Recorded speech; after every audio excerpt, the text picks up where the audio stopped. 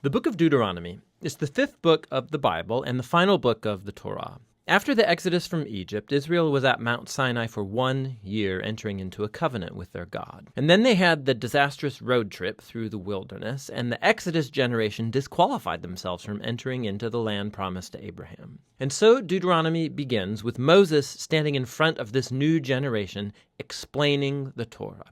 And it's from here that the design and purpose of the book unfolds. Deuteronomy is a series of speeches from Moses where he's calling the next generation of Israel to be faithful to the covenant with their God. At the center of the book is a collection of laws, which are the terms of the covenant between God and Israel. Some of the laws are new, but many are repeated from the laws given earlier at Mount Sinai.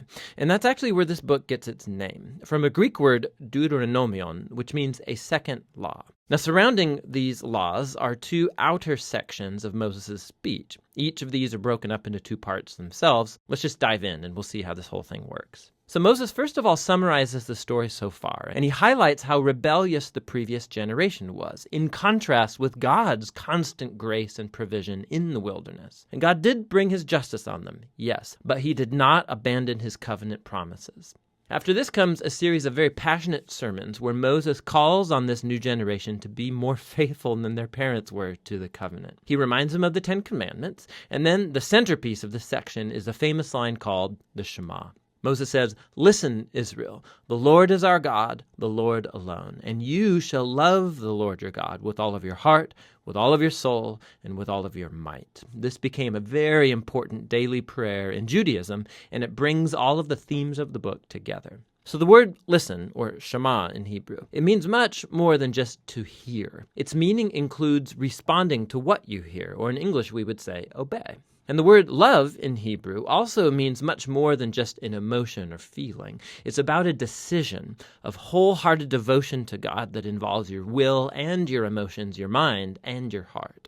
Now, for Israel, their obedience and devotion to God served a much larger purpose. Obedience to the laws is going to make Israel a unique people among the nations. Just like God said at Mount Sinai, they will become a kingdom of priests. And Moses now says how. Israel has the chance, by following the laws, to show the whole world the wisdom and the justice of God. The other key idea in the Shema is that Israel was called to obey and be devoted to the Lord alone. Or literally, in Hebrew, it says, the Lord is one. Now, in context, the point is that the Lord is the one God Israel is to worship and obey. Israel's about to go into the land of Canaan, where people worship idol gods that represent all different aspects of creation, the sun, the weather, sex, and war. And in Moses' view, worshiping these gods degrades humans and destroys communities. But worshiping the God of Israel, who's the creator and the redeemer, that will lead to life and blessing.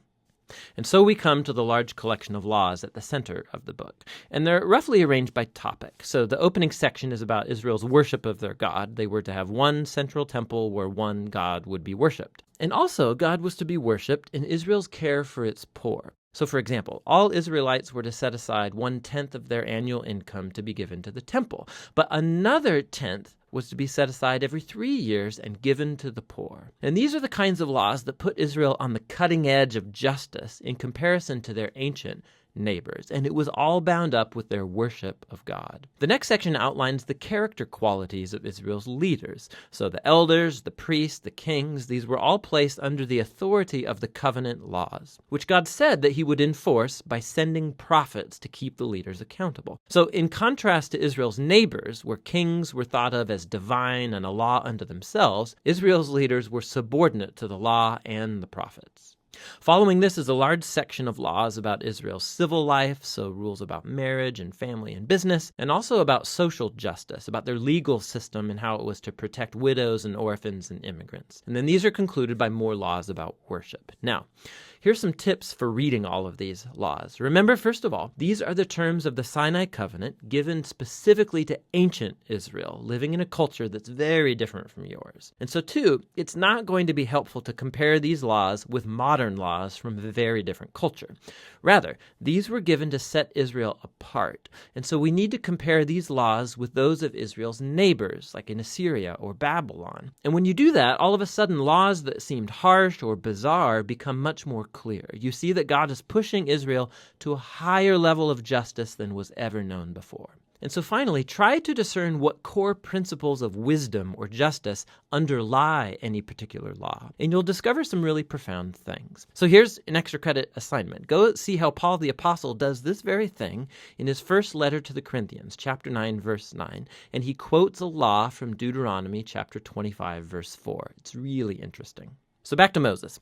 After he goes through all of the laws, he issues a final challenge that Israel should listen to and love their God. He first issues a warning and an ultimatum. If Israel listens to and obeys their God, everything's going to go great, lots of divine blessing. But if they don't listen and rebel, famine, plague, devastation, and ultimately exile from the land. And then Moses forces a decision. He says, "Today I set before you all life or death, blessing or curse, goodness or evil. So choose life by loving the Lord your God and listening to him." But then Moses says this. He says, "I know that after I die, you're going to rebel and turn away from God and end up in exile." Which is kind of a downer. But then again, he's been with these people for decades, and it becomes clear that his hopes are not very high. But all is not lost, Moses says. One day, when Israel is sitting in exile, at any point, Moses says they can turn back to their God, who will, in his words, circumcise your hearts so that you may love him with all your heart and soul and live. Now, this is a vivid metaphor that's saying something is fundamentally wrong with Israel's heart. It's stubborn and hard. And it's the same thing wrong with the heart of all of humanity. This is going all the way back to the rebellion in the garden. Humans seized autonomy from God. They wanted to define good and evil for themselves, and they ruined God's good world as a result. But one day, Moses says, God is going to do something to transform the hearts of his people so that they can truly listen to and love God from the heart and be led back to true life. And this is the promise that gets picked up by the later biblical prophets, Jeremiah and Ezekiel, the hope for a new heart. So Moses ends his speech with a poem of warning and then of blessing, and then he walks up onto a mountain and he dies.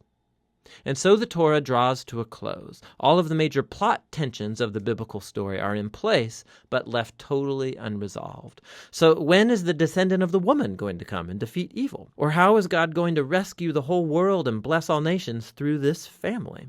And how can God's holiness be reconciled with people who are continually rebellious? And how is God going to transform the hearts of his people? You just have to keep reading to find out. But for now, that's what the book of Deuteronomy is all about.